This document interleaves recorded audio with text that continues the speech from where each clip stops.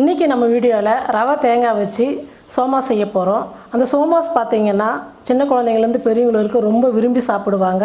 10 நாளைக்கு ஆனால் கூட சோமாஸ் கெட்டு போகாது. ரொம்ப நல்லாயிருக்கும் சாப்பிட்றதுக்கு. மொறுன்னு அவ்வளோ டேஸ்ட்டாக இருக்கும். வாங்க அந்த சோமாஸ் எப்படி செய்யுதுன்னு பார்க்கலாம். மைதா மாவு எடுத்து வச்சுருக்கிறேன். மைதா மாவு 1 கப் அளவு எடுத்துருக்கிறேன். இப்போ மாவு நம்ம பிசைஞ்சு ஒரு அரை மணி நேரம் ஊற வச்சுக்கலாம். மாவு பிசைறதுக்கு ஒரு 2 ஸ்பூன் நெய் ஊற்றிக்கலாம். நெய் எதுக்காக ஊற்றுறனா நல்லா மொறுன்னு இருக்கும். ஒரு வாரம்னா கூட நமுத்து போகாமல் இருக்கும். கொஞ்சமாக உப்பு,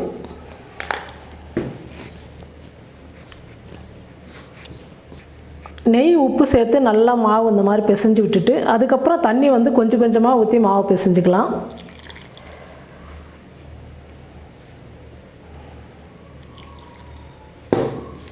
பாருங்கள், மாவு பிசைஞ்சிட்டோம். இந்த அளவுக்கு இருந்தால் போதும். நம்ம ரவெல்லாம் வறுத்தெடுக்கிறதுக்குள்ளே மாவு கொஞ்சம் நேரம் ஊறட்டும்.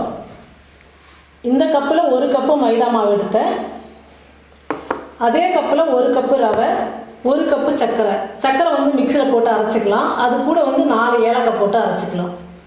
பொட்டுக்கடலை மாவு அரை கப்பு, எள்ளு ஒரு 3 ஸ்பூன், தேங்காய் அரை கப்பு. ஸ்டவ் பற்ற வச்சு கடாயை சூடு ஏறிடுச்சு. இப்போ எள்ளு சேர்த்துக்கிறேன். எள்ளு நல்லா வறுந்துடணும். பாருங்கள், எள்ளு நல்லா வறுந்துடுச்சு. இப்போ எடுத்துக்கலாம். அதே கடாயில் 2 ஸ்பூன் நெய் சேர்த்துக்கிறேன். இப்போ ரவை சேர்த்துக்கலாம். ஒரு 5 நிமிஷம் ரவையை நல்லா வறுத்துக்கலாம். ஸ்டவ் குறைச்சி வச்சுடுங்க, இல்லைன்னா ரவை தீஞ்சு போயிடும். பாருங்கள், ரவை வறுக்கிறதுக்குள்ளே நம்ம தேங்காய் மிக்சியில் போட்டு நல்லா பவுட்ரு பண்ணிக்கலாம். ரவை 5 நிமிஷம் நல்லா வறுத்துக்கிட்டேன். இப்போ எடுத்துக்கலாம். தேங்காய் மிக்சியில் போட்டு அரைச்சிக்கிட்டோம். பாருங்கள், இந்த மாதிரி பூ மாதிரி அரைச்சிக்கணும். இந்த ஈரத்தன்மை இல்லாமல் நல்லா கடாயில் போட்டு நல்லா வறுத்து எடுத்துக்கலாம்.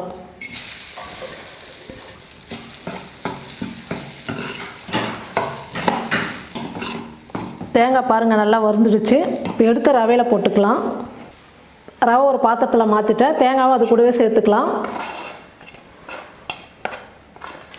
பாருங்கள், தேங்காய் நம்ம நல்லா வறுத்து சேர்க்கும் போது சோமாஸ் 10 நாள் ஆனால் கூட கெட்டு போகாமல் இருக்கும். நம்ம தேங்காய் பச்சையாக போடும் போது ஒரு 2-3 நாள்லேயே தேங்காய் உள்ளே வாசனை வந்துடும், சாப்பிட முடியாது. இப்போ எல்லாமே வீட்டில் இருக்கிறாங்க இல்லையா, இந்த மாதிரிலாம் நம்ம செஞ்சு ரெடி பண்ணி வச்சுக்கிட்டா 10-15 நாளைக்கு கூட சோமாஸ் கெட்டு போகாது. நல்லா மொறு நல்லாயிருக்கும். அதுக்காக தான் இதுக்கு டேஸ்ட்டுக்கு தேங்காயெல்லாம் சேர்க்குறோம். நம்ம வறுத்து எள்ளு மிக்சியில் போட்டு இந்த மாதிரி குறைப்பாக அரைச்சி எடுத்துக்கணும். அதையும் சேர்த்துக்கிறேன். பொட்டுக்கடலை பவுட்ரு சேர்த்துக்கலாம். சர்க்கரை ஏலக்காய் மிக்சியில் இந்த மாதிரி பவுட்ரு மாதிரி பண்ணிக்கணும். அப்போ தான் நல்லாயிருக்கும் சாப்பிட்றதுக்கு. அதையும் சேர்த்துக்கிறேன். எல்லாம் சேர்த்ததுக்கப்புறம் நல்லா மிக்ஸ் பண்ணிவிடுங்க. பாருங்கள், கலக்கும் போதே அந்த ஏலக்காய் தேங்காய் அதனுடைய மணம்லாம் நல்லா இருக்குது. நல்லாயிருக்கும் சோமாஸ் இந்த மாதிரி நம்ம செஞ்சு ஸ்டோர் பண்ணிக்கிட்டா. பாருங்கள், எல்லாம் சேர்த்ததுக்கப்புறம் நல்லா கலந்துட்டேன் நான். இப்போ சோமாஸுக்கு மாவு தேய்ச்சிக்கலாம். பாருங்கள், மாவு நல்லா அரை மணி நேரம் ஊறிடுச்சு. கொஞ்சம் நல்லா பிசைஞ்சிக்கலாம். கையில் ஒட்டாத அளவுக்கு மாவு கொஞ்சம் தடவிட்டு நல்லா பிசைஞ்சிக்கலாம். நம்ம பிசைஞ்ச மாவில் பாதி எடுத்துக்கலாம். எடுத்து நல்லா உருட்டிடுங்க.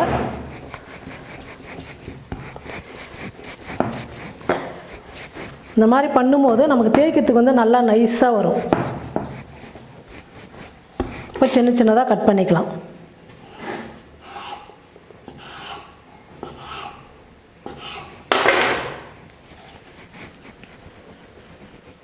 இந்த மாதிரி உருட்டி எடுத்துக்கலாம்.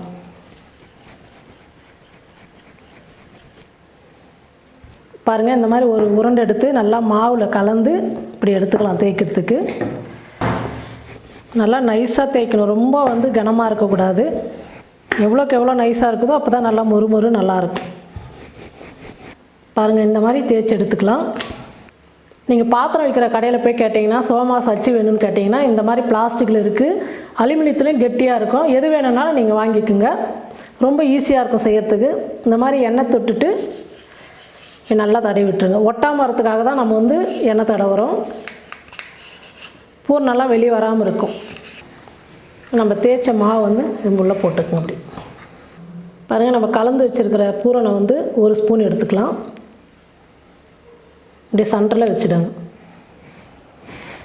இப்படி வச்சுட்டு நல்லா அழுத்துனீங்கன்னா இந்த மாதிரி மாவு வெளியே வந்துடும். இந்த ஓர மாவெல்லாம் எடுத்துடலாம். இப்போ ஓப்பன் பண்ணுறோம் பாருங்கள். எல்லா மாவுமே நம்ம மெல்லிசாக தேய்ச்சி பூர்ணம் வச்சு இந்த மாதிரி அச்சில் எடுத்து வச்சுக்கலாம்.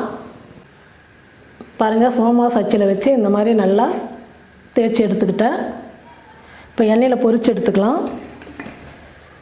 எண்ணெய் நல்லா காஞ்சிடுச்சு. எண்ணெய் காஞ்ச உடனே ஸ்டவ் வந்து கம்மியாக குறைச்சி வச்சுடுங்க. இப்போ எண்ணெயில் போட்டுக்கலாம்.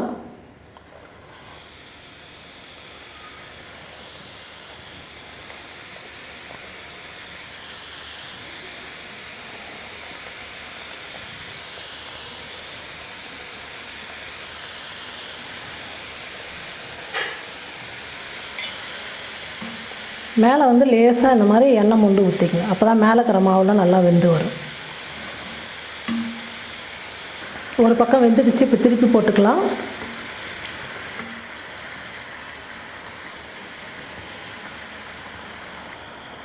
பாருங்கள், ஒரு பக்கம் வந்து நல்லா கலராக வந்துருக்கு பாருங்கள். இன்னொரு பக்கம் வெந்தவுடனே எடுத்துக்கலாம். கொஞ்சம் செய்யறதுக்கு கஷ்டப்பட்டு நம்ம செஞ்சு வச்சுக்கிட்டா சாப்பிட்றதுக்கு ரொம்ப டேஸ்ட்டாக இருக்கும். ரொம்ப நல்லாயிருக்கும் சோமாஸு. இப்போ எல்லாமே வீட்டில் இருக்கிறதுனால இந்த மாதிரி நீங்கள் செஞ்சு வீட்டில் ஒரு டப்பாவில் போட்டு வச்சுக்கிட்டிங்கன்னா குழந்தைங்களுக்கு தேவைப்படுறப்ப அப்பப்போ கொடுத்துக்கலாம். நம்ம வந்து கடையிலலாம் போய் இப்போ வாங்க முடியாது. பாருங்கள், நல்லா வெந்துடுச்சு. இப்போ எடுத்துக்கலாம்.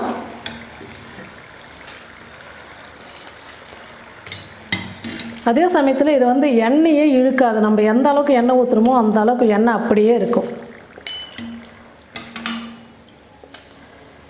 பாருங்கள், போடும் போதே நல்லா மொறு மொறுன்னு சவுண்டு வருது பாருங்கள். அவ்வளோ நல்லா வந்திருக்கு. இதே மாதிரி எல்லாத்தையும் எண்ணெயில் பொரித்து எடுத்துக்கலாம். பாருங்கள், 1 கப்பு மைதா எடுத்தோம், சர்க்கரை 1 கப்பு, ரவை 1 கப்பு, 35 சோமாஸ் வந்தது. நம்ம இந்த மாதிரி வீட்டில் செய்யும் போது நமக்கு பணமும் மிச்சம், வேலையும் மிச்சம். ரொம்ப சீக்கிரமாக செஞ்சிடலாம். ஒரு அரை மணி நேரத்துலேயே நம்ம 1 கிலோ மைதா கூட செஞ்சு எடுத்துக்கலாம். அந்தளவுக்கு ஈஸியானது தான், செலவும் கம்மி. சோமாஸ் வந்து 1 வாரம் 10 நாள் கூட வச்சுன்னு சாப்பிட்லாம், கெட்டு போகாது. நம்ம நல்லா பிளாஸ்டிக் டப்பாவில் கவரில் போட்டு பேக் பண்ணி வச்சா முறுமுறுப்பு தன்மை அப்படியே இருக்கும், நமுத்து போகாது. நம்ம வீட்டில் இருக்கிற பொருள் வச்சு இந்த மாதிரி நம்ம செஞ்சு வீட்டில் இருக்கிறவங்க சாப்பிட்லாம். எல்லாருமே வீட்டில் இருக்கிறதுனால ரொம்ப ஈஸியாக செய்யலாம். நீங்களும் இந்த மாதிரி செஞ்சு பாருங்கள். செஞ்சு பார்த்துட்டு எப்படி இருக்குன்னு சொல்லிட்டு கமெண்ட் பண்ணுங்கள், ஷேர் பண்ணுங்கள். நன்றி.